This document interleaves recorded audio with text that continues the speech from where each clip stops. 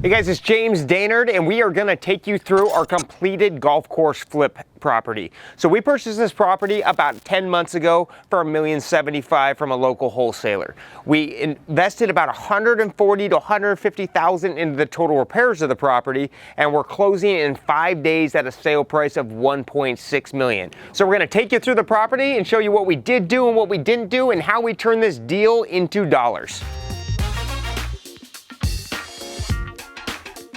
All right, so welcome in. So it's kind of a sad day. We sold the property. All the staging furniture has been removed. We're 5 days away from closing, and we're wrapping up these last little minute 35R or inspection items.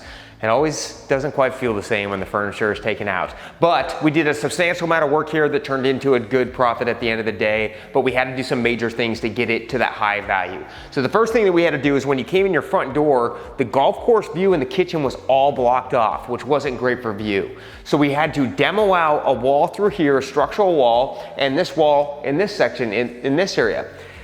We did leave one post for the structural integrity. Also, it allowed us to keep our beam size under control. This alone was around an $8,000 framing issue. The reason being is we had to run a glulam beam this way and catch it in. That's an expensive item, but it made a world of difference in the floor plan and well worth the money.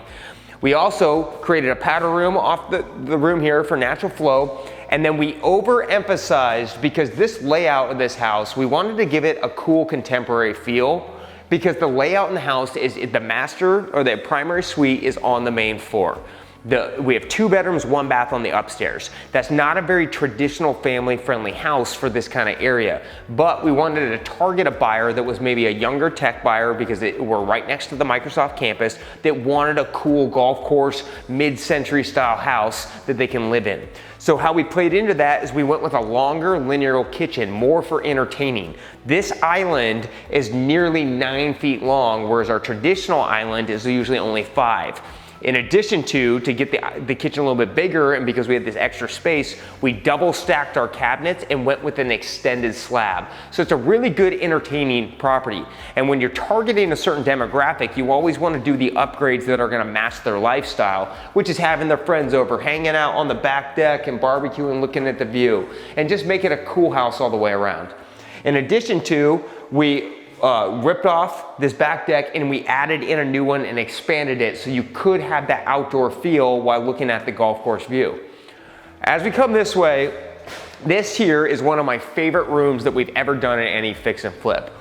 We did modernize it and clean it up a little bit, but it already had a really cool feel. Also, what we had here was a pony wall that we demoed out, and we wanted just a nice natural feel all the way in.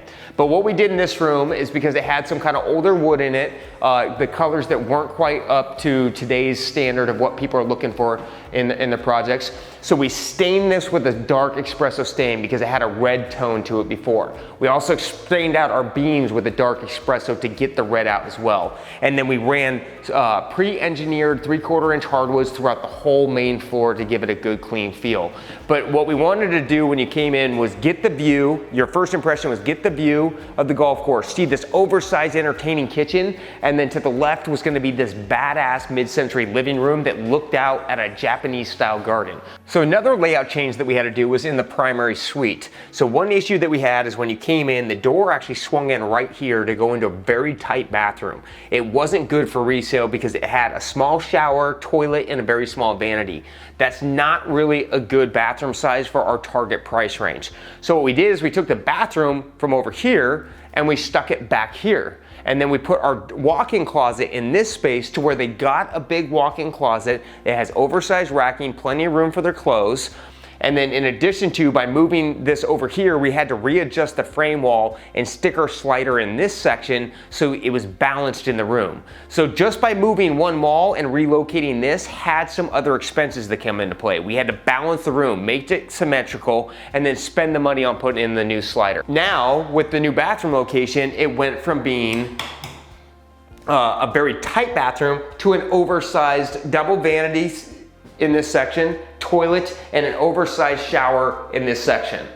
One thing I will say is I made a major mistake here.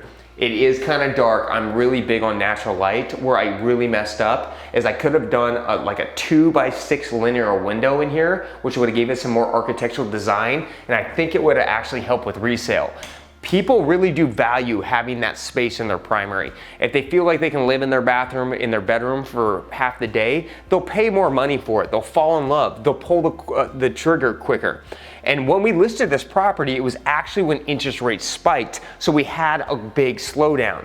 This house went from an average days on market of less than 4 in the area to all of a sudden it took us over 90 days to get this house contracted, and we sold it for a little bit under our pro forma.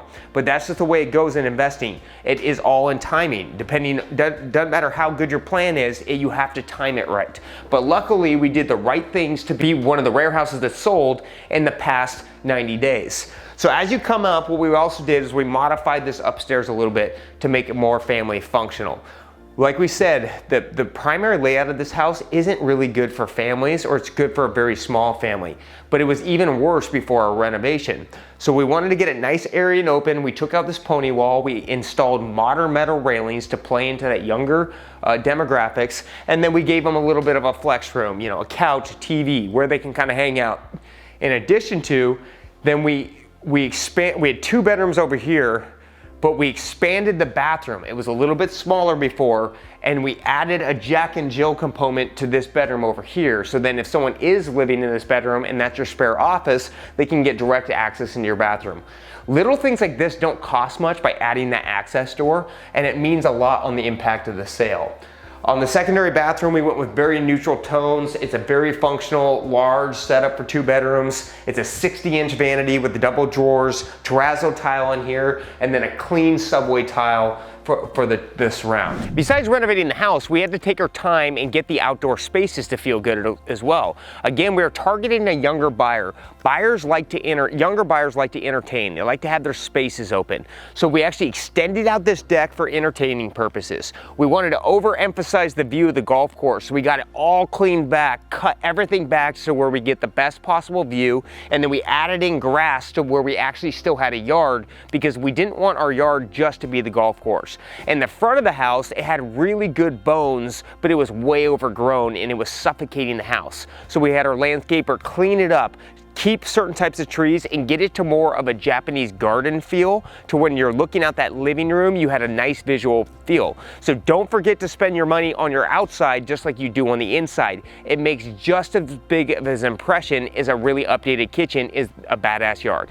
So thanks for tuning in to a recap of our golf course flip property. Remember, put the right plan in place. It was very important for us to get this house sold in a transitioning market because we had the right floor plan. We put in the right amount of money. You don't want to fall into a trap and put the wrong plan in place just to be able to not sell your home. You know, when markets transition, it is so important on that finished product to get you the highest dollar. So thanks for tuning in. If you like this video, make sure you like and subscribe. And for more flip tips and how to create the optimal layout for resale, check out jamesdainard.com.